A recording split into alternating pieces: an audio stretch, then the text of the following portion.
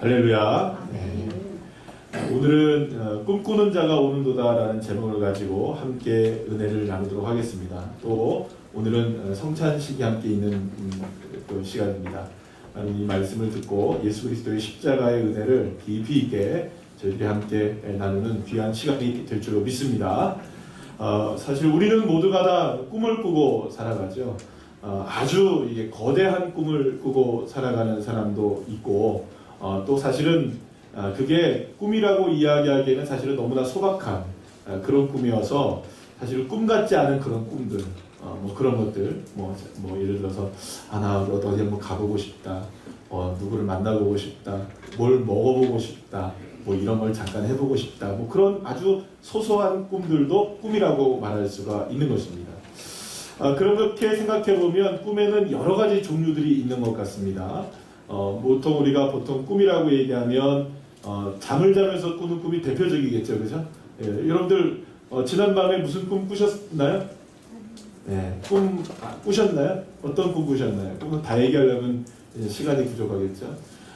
그렇게 이제 우리가 날마다 이렇게 잠을 자면서 이렇게 때로는 이렇게 꾸는 꿈들도 있고, 또 꿈 하면은 이제 어린 아이들 물어보면 너 꿈이 뭐니? 이렇게 물어보죠, 그죠? 그럼 어릴 때 요즘에는 뭐라고 대답하는지 모르겠습니다. 우리 때는 너 꿈이 뭐니? 그러면 한 10명 중에 한 5명은 뭐가 된다고 얘기합니까?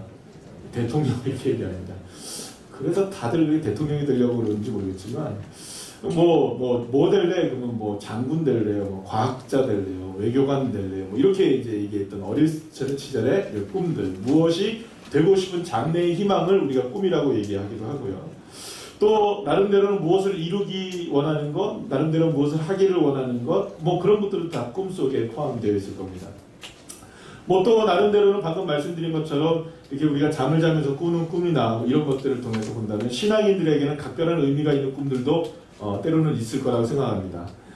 때로는 이런 어떤 꿈을 꿔요. 딱 꿈을 꿨는데 도대체 하나님이 나에게 왜 이런 꿈을 꾸게 하셨나, 그런 고민이 될 때가 있나요 없나요? 한 번도 없습니까? 아니, 이 꿈이 도대체 의미가 뭐지? 이렇게 생각하는 경우가 있어요. 그래서 가끔은 저한테도 어떤 분들이 이런 꿈을 꿨어요. 도대체 이 꿈이 뭘까요? 이렇게 물어보시는 분들도 계십니다. 제일 많이 물어보는 사람이 누굴까요? 네, 저희 아내가 저한테 물어봅니다. 이런 꿈을 꿨어, 이렇게 얘기합니다. 그래서 뭐 저도 꿈을 꾸기도 합니다만 여러분들도 꿈을 꾸고, 그래서 사실은 혹시 이 꿈을 통해서 내가 어떤 깨달음을 하나님이 얻기를 원하는가, 뭐 이런 이제 꿈을 우리가 꾸기도 합니다. 그래서 나한테 앞으로 어떤 일이 벌어지려고 이런 꿈을 꾸게 하시나, 이런 생각도 하게 되죠. 어떻게 보면 사람들은 저마다 나름대로 이런 모습 저런 모습으로 다 꿈꾸며 살아가죠. 그런데 이 꿈을 어떻게 꾸느냐에 따라서, 이 꿈의 방향이 어떻게 되느냐에 따라서 인생이 매우 달라지기도 하는 것 같습니다. 어떻게 보면은 이렇게 말하면 좀 너무 이렇게 꿈을 대단히 보는 것 같기도 하지만, 어떻게 보면은 꿈이 사람을 만들어 간다고 할 수 있을 정도로 꿈이라는 것은 오늘과 내일의 삶에 지대한 영향력을 미치는 것만큼은 분명하죠. 그런데 꿈은 희망이 되기도 하지만요, 사실은 이 꿈을 이루기 위해서는 결코 쉽지 않은 고통의 시간을 보내야만 하는 것도 분명한 사실입니다. 꿈을 이루기 위해서는 반드시 고통과 인내의 시간을 지내야 하고, 그런 의미에서 꿈에는 반드시 무엇이 동반되어지는 거라고 말할 수 있을까요? 고통이 동반된다고 말할 수 있습니다. 몇 번 제가 말씀드린 적이 있었던 그 사람에 대해서 다시 한번 여러분들 소개시켜 드리려고 하는데요. 영국의 양심이라고 불리는 윌리엄 윌버포스라는 분이 계십니다. 이분은 어린 시절부터, 젊은 시절부터 하나님께서 자기에게 비전과 꿈을 주신 것이 있다고 생각을 했어요. 이건 뭐냐면, 하나님이 나를 통하여서 영국에 있는 아주 악법 하나를 폐지시키기를 원하신다. 그게 뭐였냐면, 노예 제도를 나를 통해서 하나님이 폐지시키기를 원하신다는 이 꿈과 비전을 갖게 되었어요. 그래서 1780년 윌리엄 윌버포스가 21살이 되던 해에 영국의 하원에 당선이 됩니다. 대단하죠? 21살에. 이게 왜 하원에 국회의원이 됐냐 하면, 이 법안을 만들기 위해서, 노예제도를 폐지하는 법안을 만들기 위해서 20살의 약관의 나이에 여러분들 국회의원이 된 거예요. 대단하지 않습니까? 그래서 이제 1780년에 국회의원이 돼서 처음으로 1789년에 이 노예 제도를 폐지하는 법안을 상정을 하게 됩니다. 그런데 여러분, 당시에 영국이 해가 지지 않는 나라라고 얘기했잖아요. 왜 그랬을까요, 여러분들? 제일 무역을 많이 했단 말이에요. 무역 중에 영국을 부자로 만들었던 가장 큰 무역의 대표 상품이 뭐였을까요? 노예였어요, 노예. 그러니까 아프리카에서 사람들을 끌어다가 이걸 노예로 팔아버리는 겁니다. 그래서 어마어마한 이득을 얻고 있었거든요. 그러니까 여러분, 노예 제도를 폐지한다는 말은 결국에는 영국의 산업이 무너진다는 의미가 있었기 때문에 이 법안이 그대로 통과될 수 있는 입장이 아니었던 것입니다.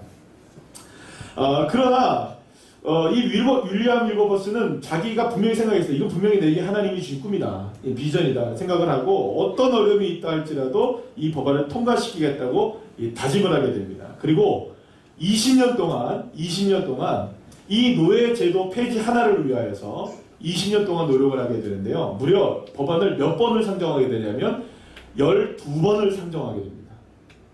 놀라지도 않으시네. 12번을 상정해서 결국에는 1833년 1807년에 노예 제도 법안이 12번 만에 통과가 되고요.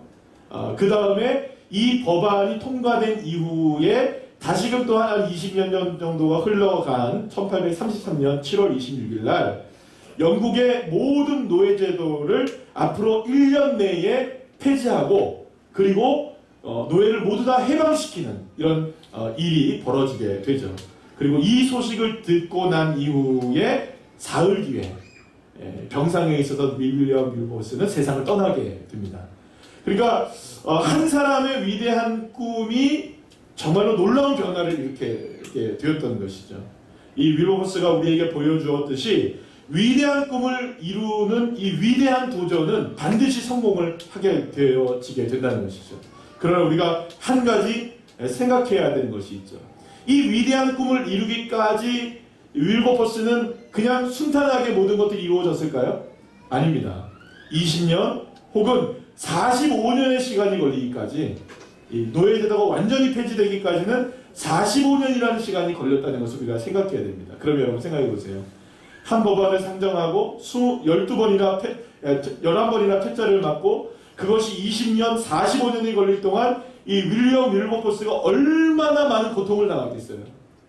수많은 역경을 겪었겠습니까? 그냥 순탄했겠습니까? 말할 수 없는 어려움을 겪었겠죠. 사랑하는 여러분, 꿈은 놀랍게도 우리에게 위대한 일을 이루어지는 길을 열어주는 겁니다. 그래서 꿈은 언제나 우리에게 희망이 되기도 하고 소망이 넘치는 이야기가 되기도 합니다. 그러나 그 꿈이 온전히 이루어지려면 반드시 어떤 과정을 통과해야 되냐 하면 고통과 인내의 과정이 통과되어져야만 한다는 것입니다. 이 세상에서 따라합시다. 그냥 이루어지는 꿈은 없다. 그냥 이루어지는 꿈은 없어요. 그런 의미에서 오늘 우리는 성경에서 꿈에 대해서 가장 놀라운 이야기를 전해주고 있는 한 사람을 만납니다. 성경에서 가장 꿈에 대해서 대표적인 사람이 누구입니까? 바로 요셉이죠. 그렇다면 꿈꾸는 자였던 요셉의 이야기를 통해서 우리가 깨달아야 하고 우리가 또 바라봐야 할 하나님의 뜻이 무엇인가, 오늘 이것에 대해서 함께 은혜를 나누려고 합니다. 요셉은 야곱이 가장 사랑했던 아내 라헬이 낳은 첫째 아들이었기 때문에, 또 늦게 난 아들이었기 때문에 형제 12명들 가운데 가장 총애를 받고 사랑받는 아들로 이렇게 자라게 됩니다. 야곱은 요셉을 다른 아들들과는 다르게 대했는데, 형들이 모두가 다 양떼를 치러 나가서 들러 나가 있을 때 이 요셉은 누구와 함께 있었습니까? 아버지 야곱과 집안에 머물러 있어요. 그리고 잠시 동안 나갔다 있을 때는 뭘 하는 걸까요?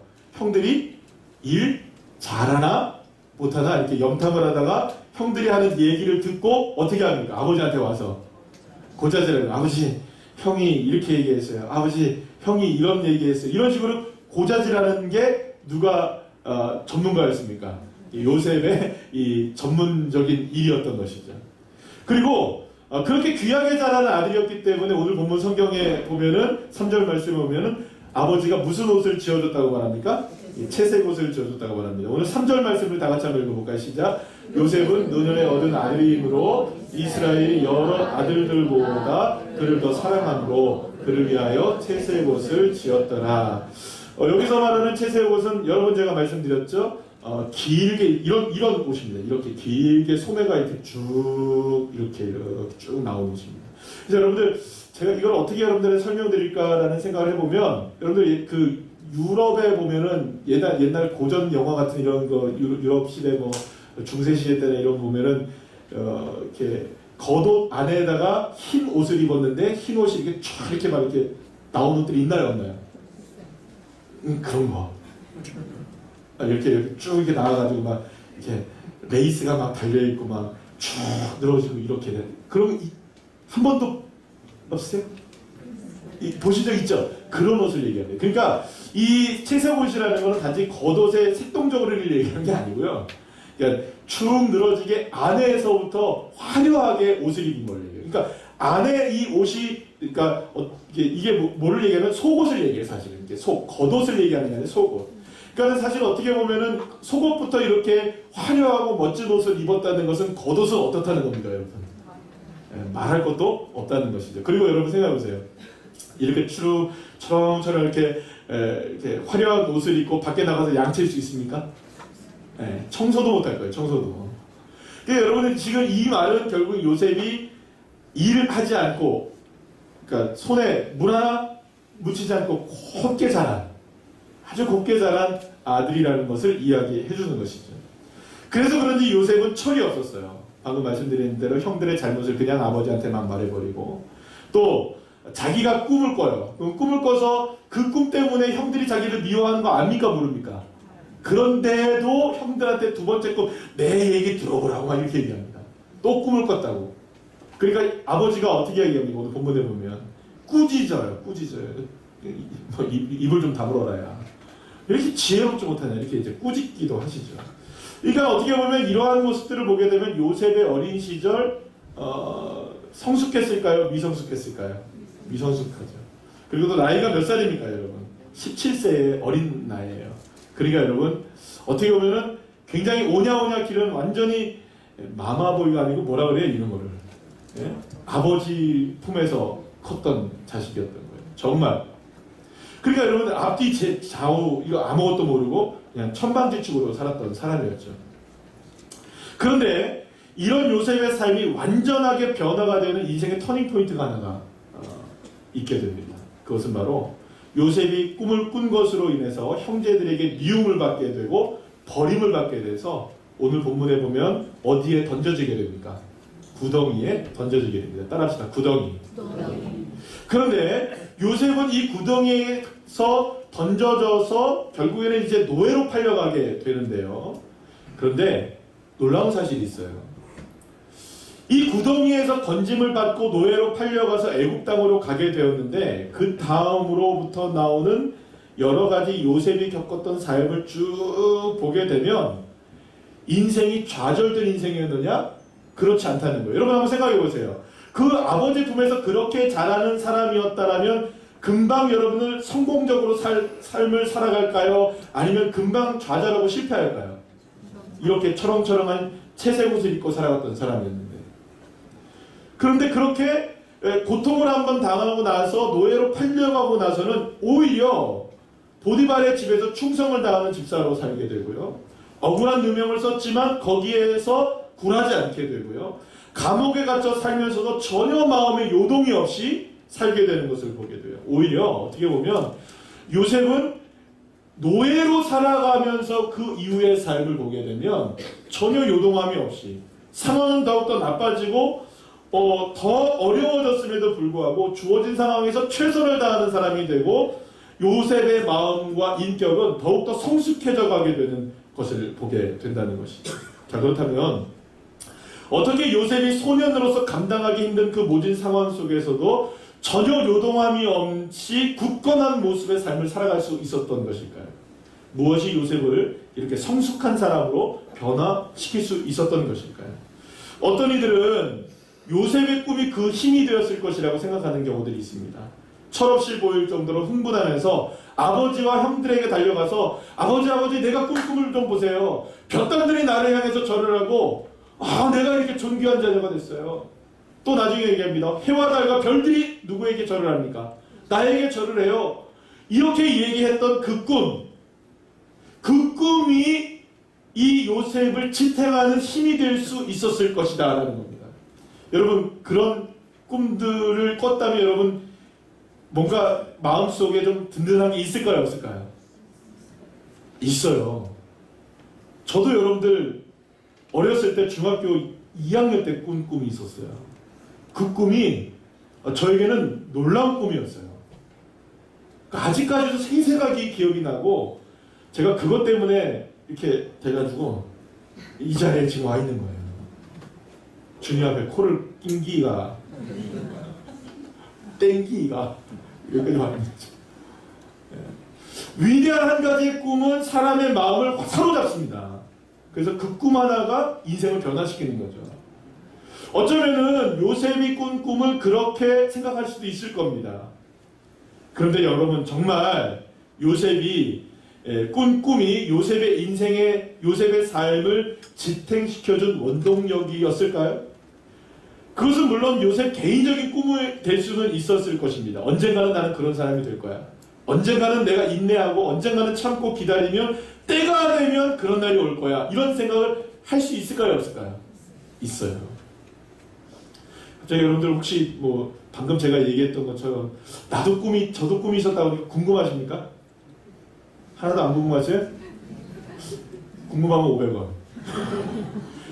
별로 안 궁금해서 제가 넘어가도록 하겠습니다. 궁금하면 저한테 얘기하시고요. 자, 그러면 여러분 생각해 보세요. 그렇다면 요셉의 꿈은 정말 가족에게 어떻게 해서든 절을 받는 위치에 올라가는 것이 자기의 꿈이었을까요? 보란듯이 성공해서 내가 다시금 고향 땅에 멋지게 금이환영하리라 이렇게 생각하는 것이 꿈이었을까요? 그런데 유감스럽게도 성경은 이러한 모습의 요셉에 대해서는 전혀 말이 없습니다. 오히려 요셉은 단 한 번도 이렇게 기도한 적이 없었던 것을 우리가 보게 됩니다. 앞으로도 봐요. 하나님, 내게 그 꿈 꾸게 하셨잖아요. 그러니 그 꿈 내게 이루어 주셔야 되잖아요. 이런 이야기 했을까요? 안 했을까요? 한 번도 안 해요. 하나님 그 꿈 내게 이루어 주세요. 하나님 그 꿈 내게 이루어 주세요. 내가 이렇게 어려운데 주님 내 그 꿈 이루셔야죠. 나한테 왜 그 꿈 꾸게 하셨어요? 이렇게 하나님 앞에 기도하지 않았다는 겁니다. 또 한 가지, 요셉은 절대로 애굽의 총리가 되려는 꿈을 꾸지 않았습니다. 여러분, 요셉이 애굽이라는 나라에, 이집트라는 나라의 총리가 될 수 있는 사람입니까? 이방인에, 거기다가 신분은 뭐였습니까? 노예에, 게다가 감옥에 갇혀있는 죄인. 그러니까 가능성이라는 전혀 없는데 감옥에 갇혀 있으면서도 늘 언제나 나는 언젠가 총리가 되고 말 거야. 그러면서 칼을 막 갈고 있었을까요? 네? 사랑하는 여러분, 요셉의 인생이 놀랍게 변화되었던 것은 결코 그가 꾸었던 꿈을 이루기 위해서 노력했기 때문이 아니었다는 것입니다. 오히려 요셉은 시간이 지나면 지날수록 자신이 꾼 꿈이 깨지는 것을 경험하게 될 뿐이었어요. 형제들에게 버림을 받아 구덩이에 빠지게 되면서부터 애굽에 팔려가고 보디발의 집에 가정충모가 되어지고 억울한 누명을 써서 감옥에 갇히게 되면서 요셉의 꿈은 더 깊게 깨졌을까요? 아니면 더 꿈에 가까워지고 있었을까요? 더 꿈은 깨어지고 멀어지게 되었던 것이죠. 사랑하는 여러분, 요셉이 모든 상황 속에서 최선을 다하는 삶을 살 수 있었던 것은 그 꿈 때문은 아니었다는 것입니다. 오히려 우리가 알 수 있는 바는 이것입니다. 요셉이 구덩이에 던져진 인생이었기 때문이었다는 것이죠. 형들이 비아냥거리면서 말했던 꿈꾸는 자의 꿈, 이 꿈이 완전히 깨어지는 빈 구덩이에서 요셉은 놀랍게도 자신을 이끌어가는 힘이 무엇인지를 깨닫게 되고 알게 되었던 것입니다. 요셉은 형들이 양떼를 잘 치고 있는지 한번 가서 보고 오라는 아버지 야곱의 말에 형들을 찾아 홀로 길을 떠나게 됩니다. 세겜이라는 곳으로 가게 되죠. 여러분, 세겜이 어떤 곳이었는지 아십니까? 어떤 곳이었어요? 딸 디나가 강간을 당해서 이 형제들이 어떻게 합니까? 이 세겜성 사람들의 남자를 다 몰살시켜버립니다. 그래서 여러분, 야곱으로서는 이 세겜이 두려웠을까요? 안 두려웠을까요? 늘 두려운 마음이 있었어요. 근데 지금 아들들이 어디가 있는 겁니까? 세겜 땅에서 양치고 있으니 약간은 불안했던 마음이 있었을 거예요. 그래서 한번 이 아들을 보냈던 것이죠. 어떻게 하고 있는지 한번 보고 와라. 그래서 보냈는데 세겜에 가보니까 형들을 찾을 수가 없었던 거예요. 근데 어떤 사람을 만났는데 형들을 찾고 있습니다 하니까 이 사람이 어디로 가라고 얘기합니까? 도단으로 가봐라. 도단으로 가는 것을 내가 봤다 이렇게 얘기합니다. 근데 여러분 이게 도단이라는 말이 지명이긴 하지만 굉장히 언어적인 유희가 있는 말입니다. 히브리어로 이 그 구덩이라는 뜻을 말하는 단어가 도단과 똑같은 발음을 갖고 있습니다. 그러니까 여러분, 도단이라는 곳으로 가라라고 했다는 말은 무슨 말입니까? 지금 네 인생 어디로 지금 가야 된다. 구덩이로 가야 된다는 것을 성경이 말해주고 있는 것이죠. 누군가가 왜 그를 만났는지는 알 수 없지만 어쨌든 만나서 지금 요셉의 인생, 방금 전에 뭘 했습니까? 성경은 꿈을 꾼 것을 얘기했죠. 근데 그 꿈을 꾼 이후에 바로 성경이 이 그 요셉을 어디로 향하게 합니까? 구덩이로 향하게 한다는 거죠. 여러분, 창세기 37장 20절 말씀, 오늘 본문 20절 말씀 우리 다 같이 한번 읽어볼까요? 자, 그를 죽여 한 구덩이에 던지고 우리가 말하기를 악한 짐승이 그를 잡아먹었다 하자. 그의 꿈이 어떻게 되는지를 우리가 볼 것이니라 하는지라. 그러니까 저쪽에서 도단 땅에 있었던 그 형들이 이렇게 보니까 저기서 누가 옵니까? 요셉이 오는 거예요. 요셉이 오는 걸 어떻게 알았을까요? 멀리서. 채색은 이런 옷 입고 다니는데 여러분 못 알아보겠어요? 제가 이 밖에 나가서 이 옷 입고 나간다고 생각해보세요. 그런데 다 알아보죠. 저 멀리서 나가 볼 겁니다. 그러니까 딱 보니까 저거는 누구예요? 요셉이에요. 그러니까 요셉이 오는 걸 보고서 어떻게 하는 겁니까? 지금 죽이자 이렇게 얘기한 거죠. 형들은 동생의 꿈을 산산조각 내버리겠다고 다짐합니다. 아예 그 꿈에 싹을 잘라버리죠. 왜냐하면 그렇게 되는 건 싫은 거죠. 이게 동생에게 절하는 거는 이게 될 일입니까? 안 될 일입니까? 안 될 일이라고 생각했던 거죠. 그래서 아예 싹을 잘라버리죠. 여러분 보면 23절 24절 말씀을 다시 한번 읽어볼까요? 시작. 요셉이 형들에게 이르매 그의 형들이 요셉의 옷 곧 그가 입은 채색 옷을 벗기고 그를 잡아 구덩이에 던지니 그 구덩이는 빈 것이라 그 속에 물이 없었더라. 형들은 마침 옆에 있던 구덩이로 요셉을 매몰차게 밀어넣었습니다. 꿈꾸는 자의 꿈을 깨트리기 위해서입니다. 사실 여기서 말하는 이 구덩이는요, 일부러 형들이 이렇게 팠던 구덩이가 아니에요. 그러니까 우리가 매장하기 위해서, 사람을 이렇게 매장하기 위해서 삽으로 막 팠던 게 아니고, 사실은 이게 이제 그 양치는 사람들을 위해서 이렇게 파놓은 일종의 빗물을 저장하는 저장소 같은 곳입니다. 그래서 이게 광야에서 이렇게 그 양들을 치다 보면 물이 필요합니까? 안 필요합니까? 필요하죠. 그러면 거기에 이제 이슬 같은 거를 계속 담아놓는 거죠. 쭉 담아놓게 되는 그 구덩이예요. 그러면 여러분 이 구덩이는 어떤 모습으로 되어 있냐면 항아리처럼 되어 있어요. 그러니까 안에는 크고 입구는 좁아서 증발되지 않도록 만들어낸 아주 과학적인 시스템을 갖고 있었던 것이죠. 당시 이런 그 구덩이가 곳곳에 이렇게 마련되어 있었어요. 근데 마침 요셉이 왔던 그 도단에 도착했을 때 형들이 있었던 곳에는 무엇이 있었던 겁니까? 이 구덩이가, 그 구덩이가 있었던 거예요. 그럼 여러분 이 구덩이에는 보통 물이 차 있어야 될까요? 정상일까요? 물이 없어야 정상일까요? 네, 그렇죠. 물이 차 있어야 정상인 거예요. 그럼 물이 완전 가득 차 있을까요? 그렇지 않죠. 물이 어느 정도 이렇게 차 있는 거예요. 그럼 그게 깊을까요? 아주 낮을까요? 아주 깊지는 않다는 거죠. 그러니까 아주 깊지는 않지만 거기 이제 빠지게 되면 항아리 모양으로 되어 있기 때문에 웬만해서는 나올 수가 없는 구조로 되어 있는 것이죠. 그러니까 사실 어떻게 보면 그 이 지금 이 요셉이 빠지게 됐던 이 구덩이에 물이 없었다는 것은 우리가 생각할 때 이렇게 생각할 수 있어요. 아유, 물이 없었으니까 수장은 안 됐구나. 이게 물에 빠져 죽지는 않았으니 다행이구나라고 생각할지 모르겠지만 여러분 곰곰이 잘 생각해 보세요. 여기가 거의 광야 같은 사막입니다. 그러면 여러분 여기에 먹을 게 없다고 하면 배고파 죽을까요? 물 없어 죽을까요? 물이 없어 죽어버려요. 그러면 여러분 여기에는 물이 차 있다면 그래도 물 먹으면서 며칠은 견딜 수 있는 거예요. 근데 물이 없다는 말은 무슨 말입니까? 이제 곧 죽는다는 거예요. 그래서 여러분 성경에서 오늘 본문 24절 말씀에 보면 맨 마지막에 뭐라고 얘기하고 있어요? 그 구덩이는 빈 것이라 그 속에 뭐가 없다? 물이 없다라고 강조를 하고 있었던 거예요. 창세기 42장 21절 말씀을 보면 요셉이 나중에 형들이 요셉을 만나서 나중에 요셉에게 말하는 이야기가 있는데 우리 21절 말씀 다 같이 한번 읽어볼까요? 시작. 그들이 서로 말하되 우리가 아우의 일로 말미암아 범죄하였도다. 그가 우리에게 애걸할 때에 그의 마음의 괴로움을 보고도 듣지 아니하였으므로 이 괴로움이 우리에게 임하도다. 이렇게 얘기합니다. 여러분 이 말을 보게 되면 얼마나 요셉이 형들에게 애걸을 하고 있었다는 것을 알게 되죠.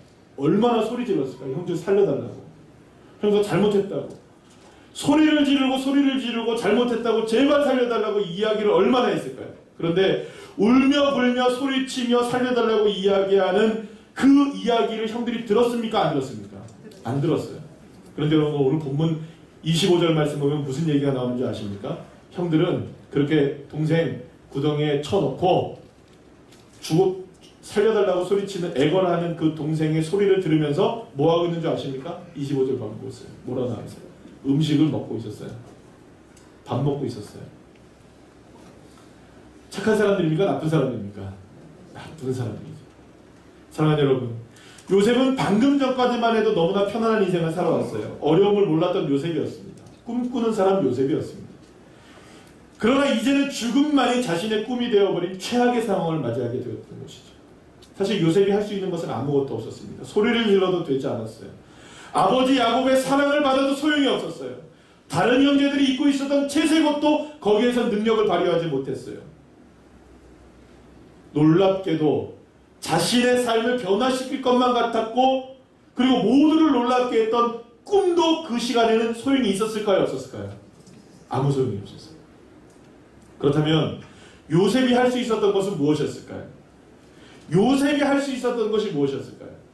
저는 이 장면에서 요셉이 분명히 자신의 아버지 야곱이 하나님 앞에 고백했던 고백을 기억했을 것이라고 생각합니다. 그것은 무엇이었나요, 여러분? 환난날에 나를 도우신 여호와 하나님을 만나러 베델로 가자. 지금 누가 환난을 만났습니까? 자신의 인생에서 처음으로 만난 이 환난 속에서 환난을 어떻게 극복해야 하는지를 누구를 통해서 배웠을까요? 아버지 야곱을 통해 배웠을 것이고 아브라함의 하나님, 이삭의 하나님, 야곱의 하나님이 나의 하나님이 되심을 의지할 것이라고는 아무것도 없는, 빠져나올 수 있는 길이란 아무것도 없는 바로 그곳에서 환난 날에 나를 도우실 분은 여호와 하나님밖에 없구나. 인생의 최대 위기 속에서 요셉은 그렇게 하나님을 바라보았던 것입니다. 사랑하는 여러분, 요셉은 바로 그 시간 이후로부터 온전히 주님을 바라보는 인생으로 그렇게 해서 변화될 수 있었던 것입니다. 꿈이 이루어졌기 때문에 주님을 바라본 것이 아니었습니다. 형편이 나아졌기 때문에 주님을 의지한 것도 아니었습니다. 요셉의 삶이 진정으로 형통하게 되었던 비밀은 요셉이 빈 구덩이의 죽음을 경험했기 때문이었던 것입니다. 이 빈 구덩이에서 요셉이 모든 것을 다 버렸을 때 그 절망과 저주의 빈 구덩이는 오히려 요셉을 거듭나게 했던 하나님의 축복의 손길이 될 수 있었던 것입니다.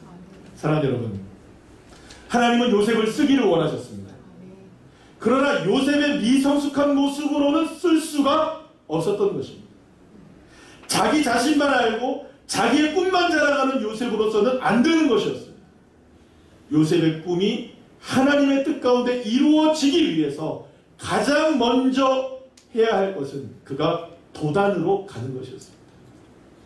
꿈이 이루어지기 위해서는 꿈을 깨트리는 구덩이로 들어가야 했던 것이죠. 사랑하는 여러분, 그렇다면 하나님은 놀라운 방법으로 꿈을 이루어 가시는 것을 우리가 보게 됩니다. 꿈을 꾸게 하시지만 그 꿈은 깨어져야만 하나님은 그 꿈을 이루신다. 꿈을 꾸었다고 그 꿈이 이루어지는 것이 아니라 우리가 꾸게 된 그 꿈을 버려야만 하나님의 은혜 가운데 비로소 역사하셔서 하나님의 뜻을 이루시고야 마시는 놀라운 은혜를 허락해 주시는 것입니다. 사랑하는 여러분, 요셉이 빠지게 된 구덩이가 비어져 있었다는 것을 기억해야만 합니다. 완전히 다 내려놓을 수밖에 없는 상황, 의지할 것이 아무것도 없는 상황, 그 상황이 되어야 주님은 비로소 손을 내밀어 주시는 것입니다. 사랑하는 여러분, 사실 우리가 약하다고 하지만 사실 우리가 정말 약할까요, 여러분? 어떤 분들은 이렇게 생각을 합니다. 내가 약해서 문제라고 생각해요. 내가 약해서. 그러나 여러분, 주님은 다르게 보십니다. 우리가 너무 강하기 때문에 주님이 역사하실 수가 없는 겁니다. 내가 약해서 하나님이 쓰지 않으시는 것이 아니라 사실은 내가 너무나 강해서 주님이 도와주실 수가 없는 것이죠. 그러니 내 안에 있는 이 쓴뿌리들, 강하게 역사하고 있는 내 자아, 내 꿈, 내 생각, 내 경험, 내 모든 것, 이게 깨어지지 않으면 우리가 변화되지 않고 하나님이 우리를 쓰실 수가 없다는 것입니다. 여러분 생각해 보시기 바랍니다. 대체적으로 무엇인가 깨지면 그 가치가 떨어지나요? 올라가나요? 깨진 접시, 깨진 병, 깨진 거울 다 무엇에 불과해져 버립니까? 쓰레기에 불과해집니다. 심지어 여러분, 이 가구가 조금만 금이 가도 100만 원짜리가 얼마나 떨어집니까? 몇십만 원이 떨어져요. 살짝 금이 가도 살짝 이렇게 상처만 입어요. 그러나 여러분, 여기서 우리는 하나님의 역사는 반대라는 것을 기억하셔야 됩니다. 하나님은 오히려 깨진 것들을 값어치 있게 여기세요. 믿으십니까? 깨진 영혼들을, 상한 영혼들을 주님은 기뻐하십니다. 그리고 거기에다가 명품의 값어치를 덧입혀 주시는 거죠. 왜 우리가 명품이 되느냐? 예수 그리스도의 은혜 때문입니다. 그래서 우리는 날마다 이렇게 기도해야 됩니다. 오히려 이렇게 기도해야 되죠. 하나님, 나를 세워주세요. 내 꿈을 이루어주세요. 라고 기도하기보다 주님, 내가 꾼 꿈을 깨트려 주십시오. 내 자아를 깨트려 주십시오. 나를 깨트려 주셔서 주님의 것으로 삼아 주십시오. 할렐루야. 현재 미국 개혁교회의 그 주의 교회 중에서 가장 선봉장에 서 있는 목사님 한 분이 계시는데 아마도 여러분들 많이 들어보셨을 텐데 존 메가더라는 목사님이 계십니다. 존 메가더 목사님이 책이 나오면 여러분들 다 사서 보셔야 돼요. 너무나 좋은 글들입니다. 뭐 다른 것도 안 읽으신데 꼭 한번 이렇게 존 메가더 목사님은 이분은 괜찮은 목사님이에요. 여러분 아마 SNS나 이런 데 가끔 이제 존 메가더 이렇게 목사님 나오시면 그분들은 괜찮은 목사님, 굉장히 좋은 목사님이죠. 그래서 이제 이 존 메가더 목사님에게 누군가가 이야기를 했습니다. 지금까지 목회하시면서 성공했던 것은 무엇이고 실패했던 것은 무엇입니까? 라고 이렇게 누군가가 물었어요. 그럴 때 조금도 망설임이 없이 이 목사님이 이렇게 대답했다고 합니다. 내가 한 것은 다 실패였고 예수님이 하신 것은 다 성공이었습니다. 사랑하는 여러분, 여러분 어떠십니까? 여러분의 성공과 실패 가운데 예수님은 어디에 계셨습니까? 그렇다면 왜 우리가 예수님이 이루시는 성공을 제대로 우리가 경험하지 못했던 것일까요? 그것은 바로 우리 자아가 너무 강했기 때문입니다. 우리 자아가, 우리 생각이 내가 예수님이 역사하신 길목을 막고 있었기 때문이죠. 때로 우리는 예수님께서 역사해 주지 않기 때문에 우리가 실패한다고 생각합니다. 그러나 예수님께서 역사를 안 해주시는 것이 아니라 사실은 역사를 하실 수가 없는 것입니다. 사랑하는 여러분, 예수님께서 우리의 주님이 되셔야 역사가 일어나는 줄로 믿으시길 바랍니다. 여러분, 가나 혼인잔치에서 예수님이 손님으로 있을 때는 그 혼인잔치의 문제를 해결하시지 못했어요. 그러나 그 혼인잔치에 비로소 주인이 되어졌을 때 그 혼인잔치는 최상급의 포도주를 맛보게 되는 놀라운 기적의 자리로 변하게 되었던 것이죠. 그래서 사도 바울은 여러분 갈라디아 2장 20절 말씀 우리 너무나 잘 알지만 우리 다 같이 함께 다시금 함께 읽어봅니다. 시작. 내가 그리스도와 함께 십자가에 못 박혔나니 그런즉 이제는 내가 사는 것이 아니요 오직 내 안에 그리스도께서 사시는 것이라. 이제 내가 육체 가운데 사는 것은 나를 사랑하사 나를 위하여 자기 자신을 보내신 하나님의 아들을 믿는 믿음 안에 사는 것이라. 아멘. 사랑하는 여러분, 요셉은 빈 구덩이에서 나는 죽고 예수님으로 사는 믿음의 삶을 온전하게 경험했던 것입니다. 나를 깨뜨리고 오직 주님만 바라보는 자리가 바로 요셉의 빈 구덩이가 되었던 것이죠. 만약 지금 우리 가운데 빈 구덩이에 빠져 있는 분이 계시다면, 내 삶이 그런 삶이라고 여겨지시는 분이 계시다면 더 이상 여러분 채색옷 의지하지 마세요. 내가 꾸었던 꿈 의지하지 마시고 형제들 소리쳐봐야 소용없습니다. 세상을 향해 소리쳐봐야 소용없습니다. 여러분, 내 계획과 내 방법 그 어떤 것도 빈 구덩이에서 나를 끄집어낼 수가 없는 것입니다. 오히려 빈 구덩이에 빠졌다면 할 수 있는 것 딱 하나입니다. 따라합시다. 내려놓음. 다 내려놓는 겁니다. 꿈도 채색 옷도 생각도 의지했던 모든 것도 다 내려놓고 이제는 오직 주님의 뜻에 나를 맡기고 하나님 의지하는 그 자리가 되어진 것입니다. 그러나 바로 그때 놀랍게도 하나님의 역사는 그곳에 임하게 되는 것이죠. 이것이 비밀입니다. 이것이 놀라운 기적입니다. 이 비밀을 아는 사람들은 내려놓음에 얼마나 축복이라는 걸 압니다. 그러나 이 비밀을 모르는 사람들은 내려놓은 만큼 어려운 것이 없는 거죠. 사랑하는 여러분, 내려놓음이 축복입니다. 빈 구덩이가 축복입니다. 왜냐하면 주님의 손길이 임하시기 때문이죠. 요셉을 건져주셨기 때문이죠. 사랑하는 여러분, 요셉은 꿈꾸는 자였습니다. 그러나 그 꿈은 결코 자신이 그것을 더 어둠으로 이루어지는 꿈이 아니었던 겁니다. 비어졌을 때 이루어지는 꿈이었던 것이죠. 그런 의미에서 오늘 우리는 성찬식을 통해서 주님이 완전히 깨어지시고 낮아지셨던 모범을 우리에게 십자가를 통해서 보여주셨다는 사실을 기억하고 기념해야 합니다. 그 주님의 낮아지심과 깨어지심이 없고 버리심이 없었다면 저와 여러분이 살아날 수 있었을까요? 그렇기 때문에 여러분, 오늘 이 시간 포도주와 떡을 대하시면서 나를 깨뜨리셔야만 내가 살 수 있다는 것, 나를 깨뜨리시기 위해서 주님이 깨어주셨다는 사실을 온전하게 믿음으로 우리가 은혜를 누리게 되고, 이렇게 내가 죽고 주님이 내 안에 사심으로, 할렐루야, 나는 죽고 누가 삽니까? 예수님이 사심으로 주님의 꿈을 이루게 되는 믿음의 자녀들 되시기를 간절히 축원합니다. 잠시 기도하겠습니다.